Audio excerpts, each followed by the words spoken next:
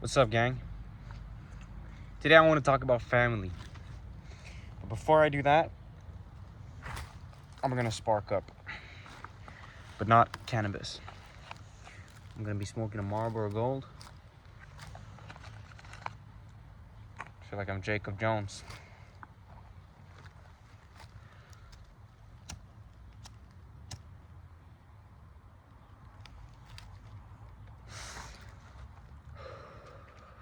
That's good. I want to talk about family. Now I know I've had my dad and my mom being there throughout my whole upbringing, and I'm not gonna sit here and claim like I had the worst upbringing ever. There have definitely been challenges here and there. I just wanted to talk about what I think about my parents. Let's start with my dad. My dad, what I think of him, I think he's a good guy. I think he's a good guy. He means well. And I think he's the smartest of, or if you can even define what smart means. I think he's the smartest of both of my parents in some form of way, in some way. But what I don't like about him is the fact that he's so closed-minded. You know, he was brought up a certain way with immigrant parents or immigrant father. And he's also the youngest of the siblings. But he's very squared. A for, regular life. Whatever. He's not stuck up. It feels like it's one way and it's his way. And it comes to everything. And for example, today, right before this, I was out practicing driving, and we're driving on the freeway, and they were doing some construction, so it's 50 kilometers an hour speed limit, and someone was trying to pass, or they were coming in the other lane and were trying to come in my lane, but there was 50 and I was driving 50 and he said speed up, so I'll pass him. And I said, it's funny that you want me to break the law. He knows my history with drugs, and I think doing drugs are much better than speeding. You're getting a rush out of speeding. Of course, it's the same as doing drugs. Everything that feels good is some type of drug. But I just find it funny that he wanted me to break the law then and there. But he doesn't see it as breaking the law. He does, but you get the point. And my mom, she's kind, but she's kind of an idiot. And that goes for one of my brothers, who's twice my age, and my grandma. I have half siblings. We share a mother, not a father.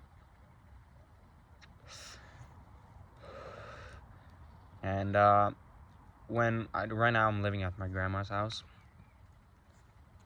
and I can very distinctly see correlation between how my grandma's mind works, how my mother's mind works, and how my brother's mind works. And I feel like they're idiots. I can't really describe it. It's hard. But I feel like my whole family are a bunch of idiots. They probably think that of me. I don't know. I don't care.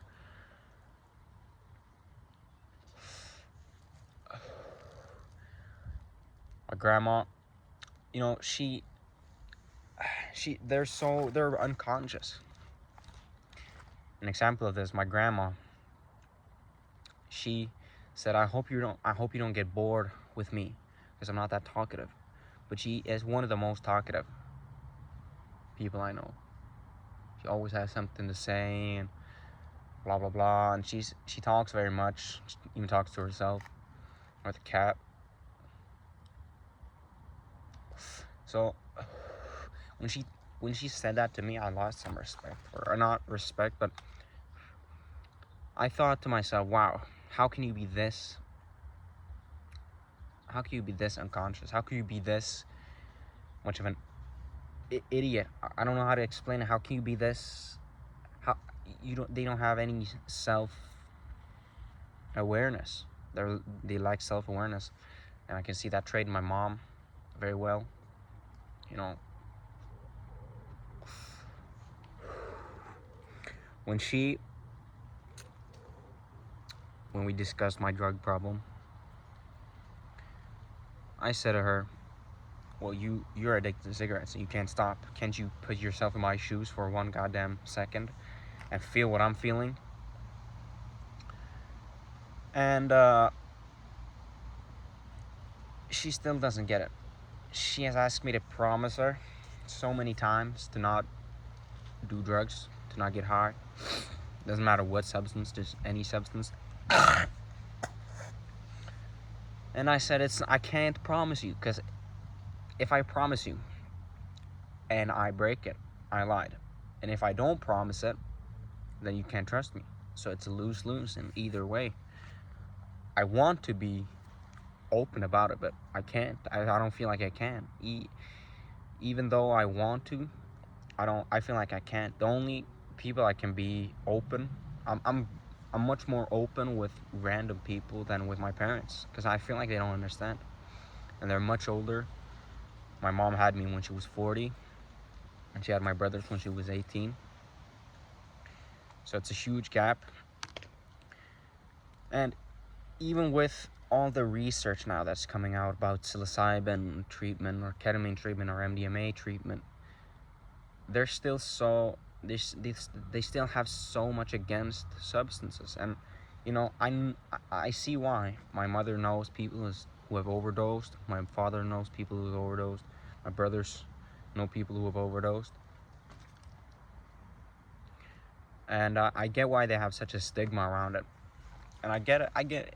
Drugs ruin lives, but it's not the drugs in itself, it's the person doing the drugs. Because some people can just go out, get high, have fun, and then go back to their day and don't think about it until then a couple of months or even a year later when they do it again. I'm not that person. Once I do something, once I get high, I just want to get as high as possible and just forget everything and just blow it away. And you know,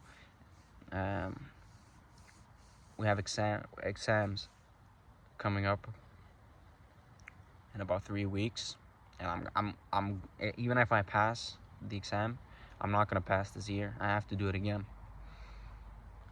But I don't feel like I can be open about it. I don't feel like I can be honest about it at all.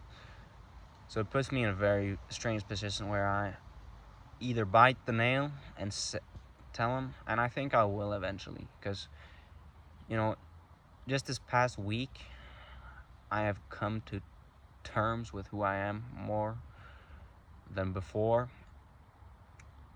And something about the journey right now of quitting drugs, I feel like I can't put my shoulders down, I can't relax, only because when I do, it bites me in the ass. I get too relaxed, I get too comfortable, I think, oh, I could just smoke once.